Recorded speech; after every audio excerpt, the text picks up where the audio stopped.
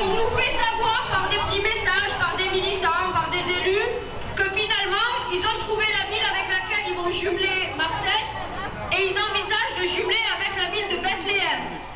Ce qui est en soi une bonne chose. On vient nous vendre qu'ils vont se jumeler avec la ville de Bethléem, tout ça pour que nous, on abandonne la question du déjumelage. Il faut dire à M. Payan qu'il ne nous arnaquera pas avec ce chantage de la honte. Il faut faire passer le message à M. Payan que c'est une honte que de refuser de parler de génocide quand on voit ce qui arrive encore actuellement au niveau des hôpitaux à Gaza. Il faut dire à M. Benoît Payan qu'il n'arrivera pas à nous acheter. Il faut dire à M.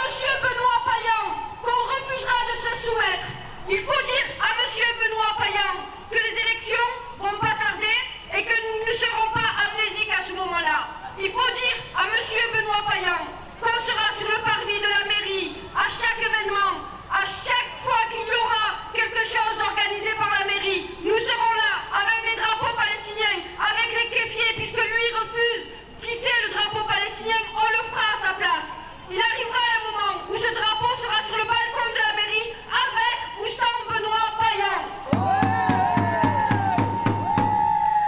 Il arrivera un moment où on gagnera cette question du déjumelage, parce que nous, on refuse la collaboration avec un gouvernement génocidaire.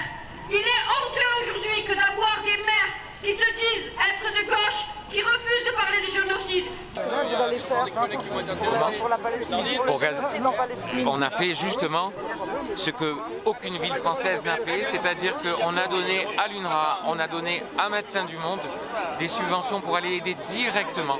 On a proposé aussi de pouvoir envoyer à Gaza du matériel. Et ça, c'est pour moi quelque chose d'essentiel.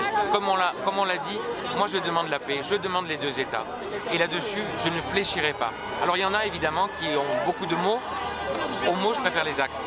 Aux mots, je préfère que la ville de Marseille soit solidaire, apporte de l'argent, apporte de la solidarité à tous ces peuples en souffrance. Et je n'accepte pas, comme n'importe quel humain, ce qui est en train de se passer là-bas. Est-ce que pour vous, c'est un génocide? J'emploie pas ce genre de mots parce que je ne veux pas faire de politique politicienne. Je sais que ça intéresse beaucoup de gens. Je sais que vous beaucoup de gens... Vous êtes un politicien? Comment? Vous êtes un politicien? Eh ben justement, j'essaie de ne pas faire comme les autres. Ah d'accord. Nous allons vous lire, malheureusement, comme toutes les semaines, le nombre de personnes, tuées, assassinées, massacrées par Israël. 45 338 personnes ont été tuées, dont plus de 14 100 enfants. 107 764 personnes ont été blessées, dont plus de 23 420 enfants. Plus de 10 000 autres personnes sont portées disparues et seraient probablement sous les décombres. Sur place, un enfant est tué ou blessé tous les 10 minutes. Les Palestiniens sont tués sous les bombardements, mais pas seulement. Il y a les bombardements, les maladies, la famine, il y a aussi le froid. En seulement 72 heures, 4 nourrissons ont été martyrisés. À cause d'une grave vague de froid. Aïcha El-As, 21 jours. Ali Issam Sakr, 23 jours. Ali Oussam Azam, 4 jours. Et Salah Mahmoud El-Fassih, 14 jours.